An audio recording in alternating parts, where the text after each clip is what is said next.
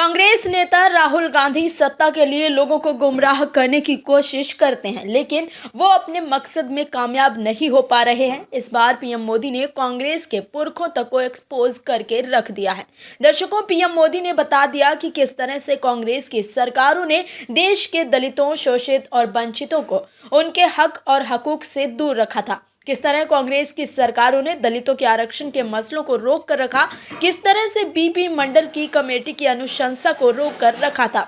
आज पीएम मोदी ने झारखंड की जनता को बता दिया कि कांग्रेस को वोट देने का मतलब है कि जो हक दलित और आदिवासियों के वर्तमान हक हैं वो भी कांग्रेस छीन कर रख लेगी, क्योंकि कांग्रेस ने तो सिर्फ लोगों को वोट बैंक की तरह इस्तेमाल किया है।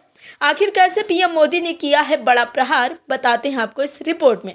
दरअसल झारखंड में पीएम मोदी ने चुनावी रैली को संबोधित करते हुए कांग्रेस और झारखंड मुक्ति मोर्चा पर जमकर हमला बोला। उन्होंने कहा कि संथाल क्षेत्र में इस बार इन दोनों पार्टियों का सुपड़ा साफ होने वाला है। उन्होंने कहा कि कांग्रेस के इरादे बहुत खतरनाक हैं और वो देश से आरक्षण खत्म करना चाहती है। उन्होंने कहा है कि कांग्रेस के शहजादे के पिताजी ने आरक्षण को गुलामी बताया था। सभा में मौजूद लोगों से पीएम मोदी ने कहा है कि आप ही मेरा परिवार हैं। जनसभा को संबोधित करते हुए मोदी ने कहा है कि आज झारखंड की पहचान बदलने की बहुत बड़ी साजिश हो रही है। जेएमएम कांग्रेस में बाहर से आए घुसपैठियों को यहां का स्थायी निवासी बनाने के लिए हर गलत काम किए गए हैं। इन घुसपैठियों को उनके लिए रातों रात पक्के कागज बनाकर दिए गए।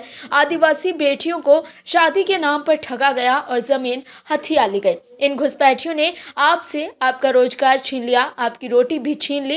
इस पर यहाँ की सरकार का दोहरा रवैया देखिए। जेएमएम सरकार ने कोर्ट में कह दिया कि झारखंड में कोई घुसपैठ नहीं हुई है, यहाँ स्थानीय निवासियों को पानी तक मिलना मुश्किल हो गया है। मैं आपको विश्वास दिलाता हूँ कि भाजपा एनडीए सरकार संथाल की, झारखंड की रोटी, बेटी और माटी की सुरक्षा से कोई खिलवाड़ नहीं होने देगी।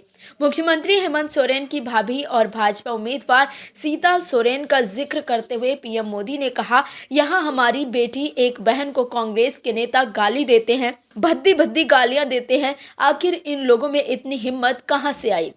ये हिम्मत इसीलिए आई क्योंकि इन लोगों को पता है कि महिलाओं को गाली देकर भी सरकार उनकी रक्षा कर लेगी। इसीलिए कांग्रेस और उनके नेता आदिवासी बेटियों का अपमान करते हैं। उन्होंने आगे कहा कि बीजेपी ने एक आदिवासी बेटी को राष्ट्रपति बनाने का फैसला किया। हमने द्रौपदी मुर्मू जी को उम्मीदवार बनाया, लेकिन झारखंड मुक्ति मोर्चा की साथ ही इसी कांग्रेस ने मुर्मू जी को हराने के लिए पूरी शक्ति लगा दी। आज भी कांग्रेस के नेता कदम कदम पर आदिवासी बेटी, भारत की राष्ट्रपति द्रौपदी मुर्मू जी का अपमान करते हैं और ये देखकर भी जेएमएम के लोग चुप रहते हैं। पीएम ने आगे कहा है कि कांग्रेस के इरादे बहुत खतरनाक हैं। पार्टी के शहजादे ने साफ कर दिया है कि वो SC, ST और OBC आरक्षण को खत्म करना चाहते हैं। इनके पिताजी आज जो राजकुमार हैं, ना उनके पिताजी जब कांग्रेस पार्टी के सर्वेसर्वा थे तब भी उन्होंने आरक्षण हटाने का ऐलान कर दिया था। उन्होंने अखबारों में विज्ञापन छपवाए और आरक्षण को